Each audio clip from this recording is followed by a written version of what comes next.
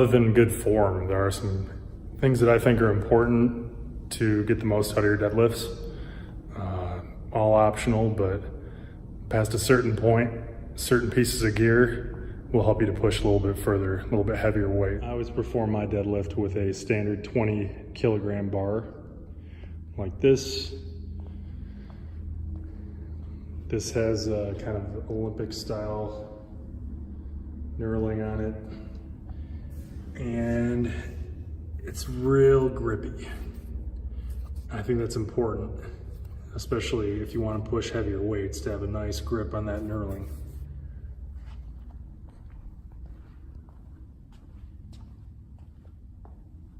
Beyond that, these are, I guess, optional pieces of gear, although I don't consider them very optional. A good belt is crucial, I think. Belts help you to increase your intra-abdominal pressure. In non-technical speak, it allows you to keep tight throughout the lift. If you think of your body as like a rope, you know, all your muscles are ropes, you want to keep tension throughout your body throughout a lift. That decreases your chances of injury along with good form. This is a Inzer Forever belt.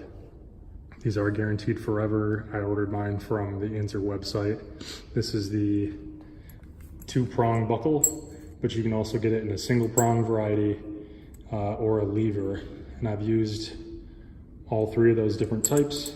This is the kind I like, but it's a matter of preference. They all work about the same, I believe. Another good thing, and these are kind of looking nappy now, but they were cheap. I just got some soccer socks. You want to keep that bar in tight on a deadlift and tight it to your legs and shins throughout the movement, and this goes a long way towards protecting those shins at least a little bit so you don't bark them all up. Some other pieces of gear, considerations for you would be, I got my little chalk purse here. Some standard chalk. I like this because it comes in a little ball, and that ball is a refillable, making a mess.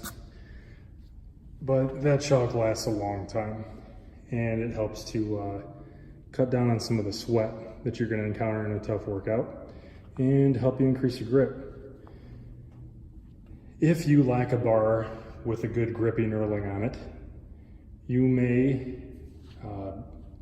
it might be a requirement to invest in some wrist wraps, or should I say wrist grips. These happen to be Cobra grips.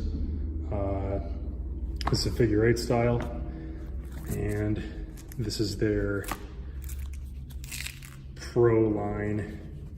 These ones are real easy to use.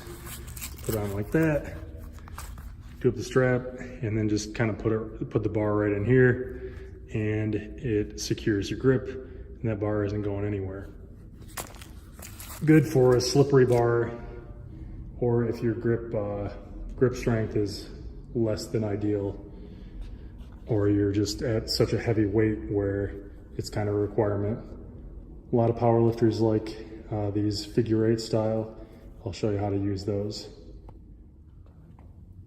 Drape them behind the bar like this. So I'm gonna go with just outside of my legs. If I'm using this for deadlift, you could use these for doing any kind of rowing movement as well, if your grip is struggling a bit.